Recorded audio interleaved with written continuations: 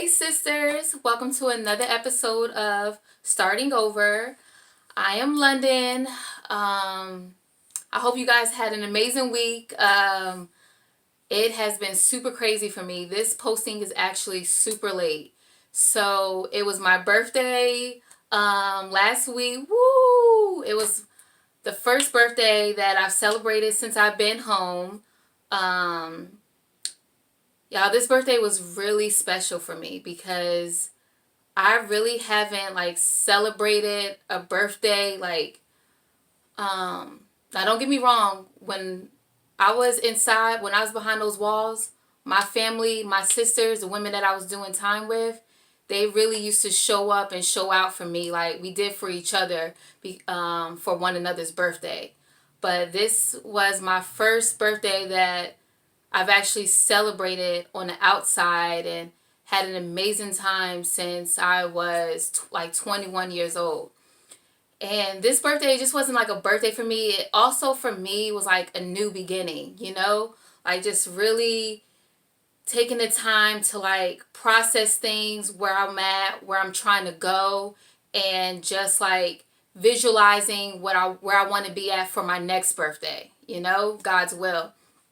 And it was just amazing. I was really sick prior to my birthday, actually up even on the day of my birthday. But I fought through that thing, and I was just determined to carry out all the plans that my friends and I had put together. And I had an amazing time, just truly blessed, just truly being present in the moment and surrounding myself around just good women who like really support me. We support one another, and it's just an amazing feel because honestly, um, prior to all of this, you know, prior to my incarceration, I used to always say that like I don't do women. Most of the folks that I hang around were men because I felt like I was oftentimes backstabbed by women. I had to worry about jealousy. I had to worry about all those shenanigans, and I just felt safer with men. And the truth is, the men got stuff with them too. You know what I'm saying? Um, but I believe that it was also, I always like to take responsibility. So it was the part that I was playing in the situation as well. The folks that I was attracting towards me, the things that I was dabbling in and so forth. So that just all came with it. It's a part of the life, right? So now moving forward, I'm just really, really cautious, super conscious about those who I allow in my personal space because I am super energy sensitive. And so I really realized that one of the biggest lessons that I've learned uh, post incarceration is that, you know, you are the company that you keep. And so, again, like the health of my lifestyle and everything, like I don't try to, like Maya Angelou said, when someone shows you who they are, believe them. And so that's one of the things I try to put forth. And I hold myself accountable every day. I get up and I honestly strive to be a better woman. No, I don't get it right all the times. Yes, I make mistakes and everything, but I like to believe that I'm in a place in my life that when I do make a mistake and someone, whether I catch it or someone has to bring it to my attention, that I try to acknowledge it, process it, and do better. And I don't have no problem with apologizing. So that's kind of like where I want to talk about in this video, where I want to encourage you guys that my sisters, that if you haven't already done this. So prior to me getting to and going, you know, getting locked up, I had really lost myself. And the reason why it was so easy, I believe, for me to lose myself is because truly, like, I didn't know who I was. You know what I'm saying? I was just keeping up with things and just going, and honestly, it came to a point where I was just living day by day. Like, I was living on this whole hype, right? And so, I believe that when you don't know who you are, then you kind of fall for anything, right? And the thing is that once I started working on myself, now this is while I was inside prison, like really trying to figure myself out. Like people don't realize is that I always say that one of the hardest parts about my incarceration was finding out who I was as a woman. Like, I took that journey super serious. And it wasn't no overnight. I mean, this thing, it took years, it took tears, it took sweat, it took a lot of reading, it took a lot of processing, it took a lot of confusion, all those things. But the journey was worth it because I really needed to figure out, I started seeing where I went wrong, and I had to figure out, like, who who was I, and more importantly, who did I want to be, right? So if you ask a person a question right now, like, who are you? A lot of people, including myself, they will start like shooting out a whole bunch of superficial stuff to you. You know, like, I'm real, I'm strong, I'm that chick, or whatever the case, whatever they want to say, whatever the case. It's just really superficial stuff, right? You just kind of like blab off stuff. Because honestly, most of us never really take the time to sit back and try to figure out, like, who are we, right? And so once you kind of figure out, start like having that deep conversation with yourself, and this is a very long, outdrawn conversation in my opinion, like trying to figure out who are you, because you can't really fix things until you can actually acknowledge things, right? So you have to get to know yourself, right? So for me, this took a lot of meditating. This took a lot of prayer. This took a lot of self-checking. This took conversation with those that I trusted, to give me honest opinions, not being around no, just like no plain old yes men or whatever the case. And yeah, it took a conscious choice, right? It took a conscious choice to do these things. And so I really like threw myself into this journey.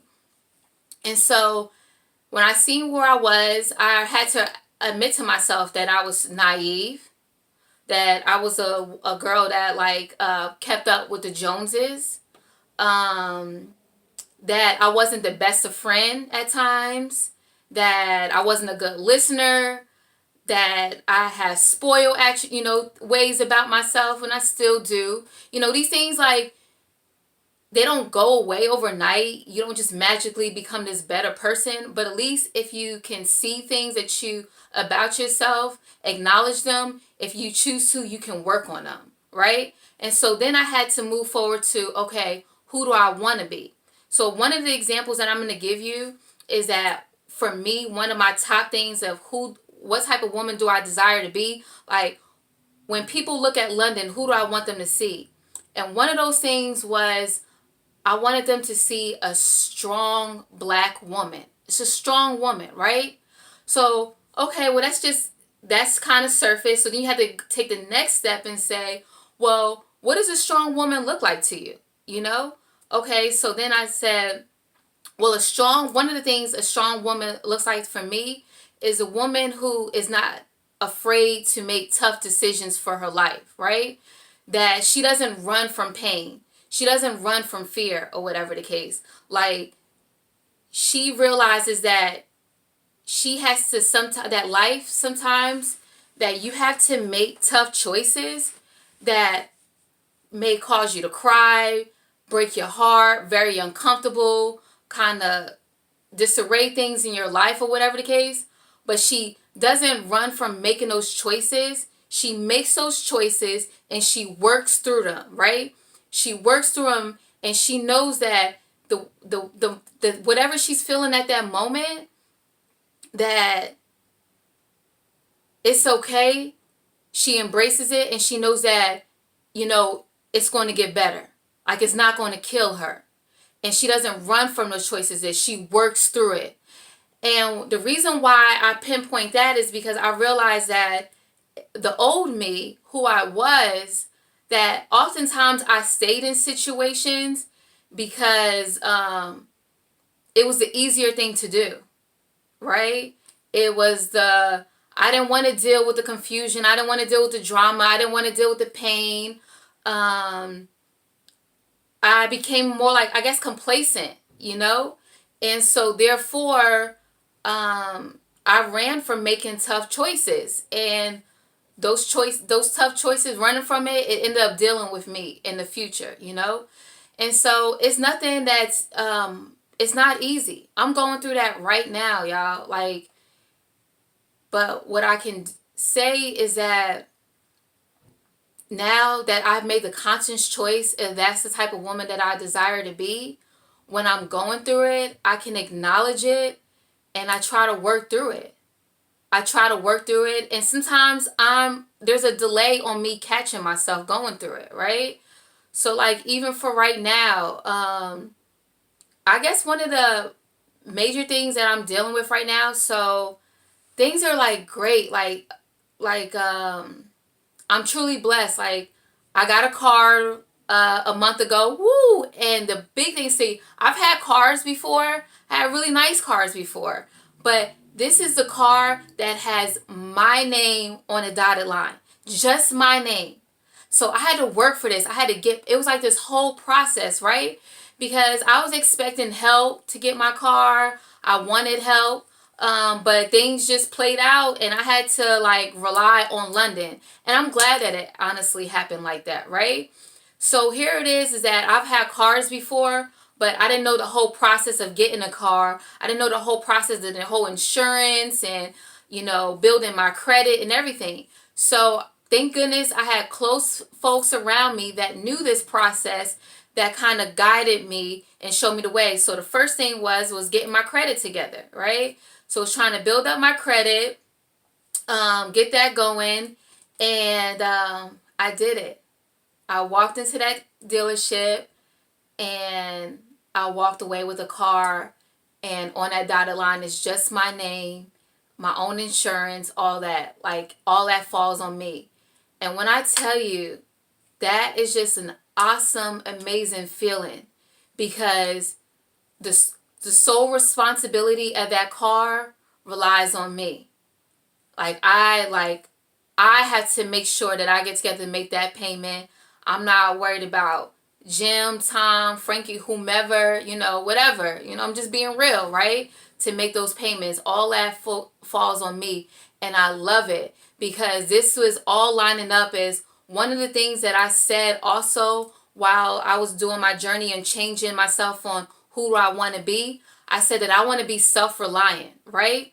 Because when I was in prison, I would be listening to these songs and watching these shows and everything, and how like some men are like disrespectful, and it's like that shit is like acceptable. You know what I'm saying? Like it's acceptable for a man to cheat, or how they just like how they describe us in these like this music, like we just like this whole second class thing, and I'm not with it. You know what I'm saying?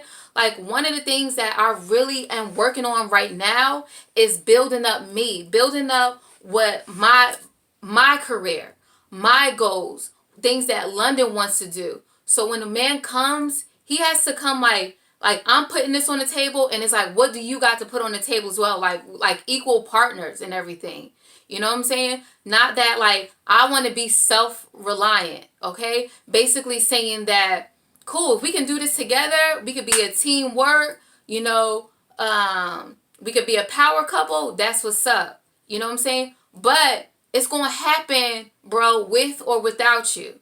Like with all due respect, because that's how I'm rolling out. It's going to happen with or without you. So that's how I encourage you, sis. Is like, ask yourself the question for this next week. I'm challenging you is, for one, is who are you? Who are you? Like deep down, like this is something you gotta like get into your little quiet zone. Like start meditating and thinking, like, who are you, sis? And then once you had that whole conversation with yourself, and this might take longer than weeks. I'm gonna say this kind of fell over into a year for me. Like this was a process, right? But you just got to take the first step, okay? And I'm still learning myself. And so then the next question you want to ask yourself is, more importantly, is who do you desire to be? Who do you desire to be, sis? And when you're like, matter of fact, what I did is I had a journal. So I started so I could see plain and clear and like, who do I desire to be, right? Because sometimes you can say something like who you desire to be, but your actions and the things that you're doing or whatever the case is not lining up with that. It's not making sense, right?